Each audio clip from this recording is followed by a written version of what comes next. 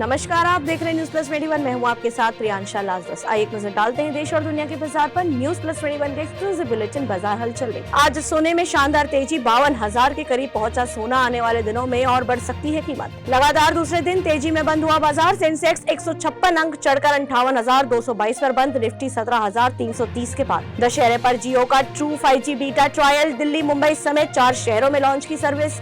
1 Gbps speed में unlimited 5G data मिलेगा। वारी एनर्जीज ने निवेशकों से 1000 करोड़ रुपए जुटाए। स्पाइसजेट के शेयरों ने भरी तगड़ी उड़ान। सरकारी स्कीम के तहत कर्ज की सीमा बढ़ने से खुश दिखे निवेशक। WTO ने 2023 के लिए वैश्विक व्यापार पूर्व अनुमान में कटौती की। पेज इंडस्ट्रीज में 54,000 रुपए का दमदार शेयर।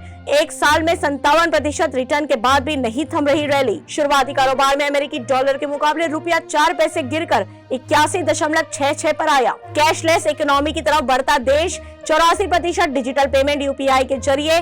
बड़े पेमेंट क्रेडिट और डेबिट कार्ड से, लेकिन छोटे छोटे पेमेंट UPI या वॉलेट से हुए। ट्विटर डील पर मस्क का U turn. Social media platform खरीदने को तैयार मस्क। $54.20 प्रति शेयर पर ही क्लोज होगी डील। ऐसी तमाम जानकारियों से लगातार अपडेट रहने के लिए देखते रहिए न्यूज प्लस 21, आपके हक की बात।